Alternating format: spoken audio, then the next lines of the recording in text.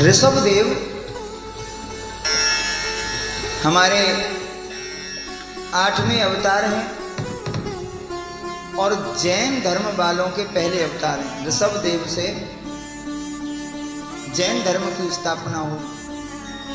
जैन धर्म वालों ने ऋषभदेव को अपना भगवान मानकर एक अलग धर्म की स्थापना करी,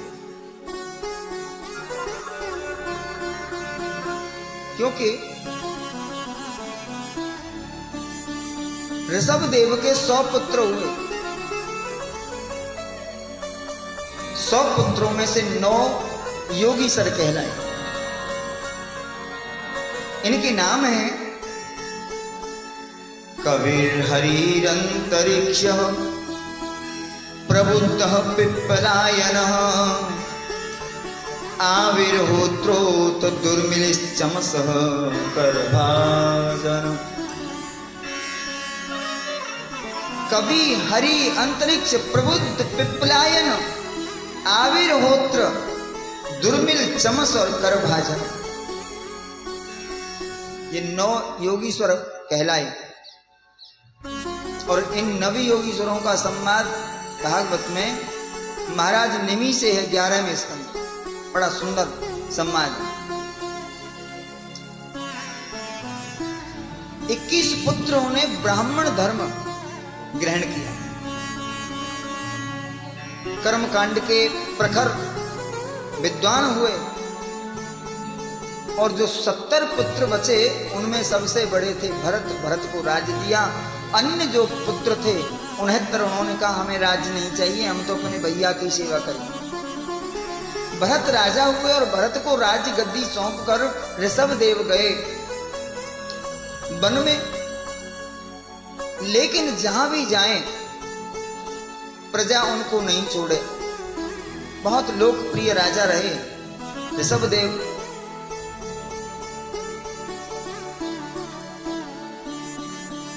एक दिन उन्होंने विचार किया कि ये पब्लिक हमें छोड़ती नहीं है और ये पब्लिक जितनी हमारे पास रहेगी हमारी साधना में उतना ही विघ्न पड़ेगा। तो उन्होंने नंग दड़ंग रहना शुरू किया, वस्त्र त्याग। पब्लिक ने नहीं छोड़ा। अंत में जहां पड़े जैसे पड़े वहीं मलमूत्र त्याग करना आरंभ कर दिया। तो कुछ पब्लिक दूर हुई, अरे ये तो पागल हो गया।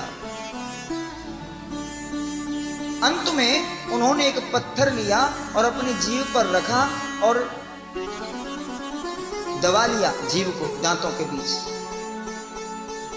अब लोग बोले अब पागल हो गया, पक्का ये पत्थर खाने लगा, अब छोड़ो, अब बेकार। क्योंकि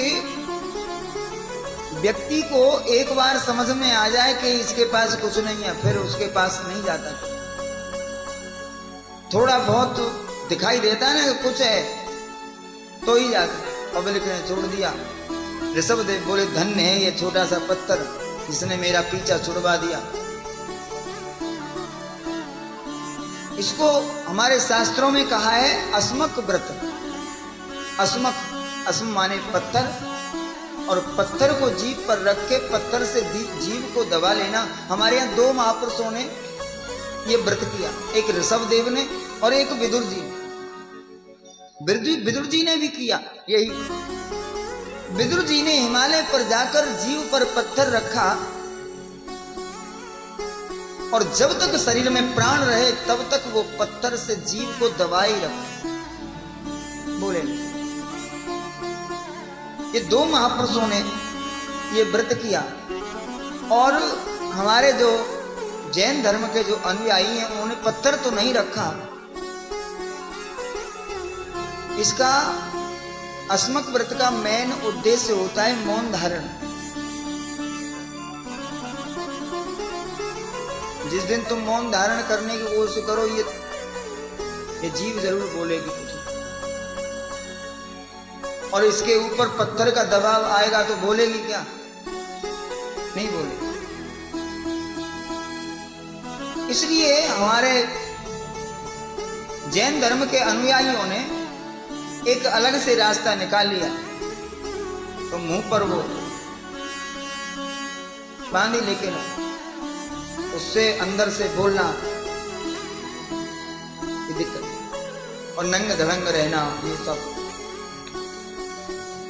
उनके 8वें अवतार थे। और इस तरह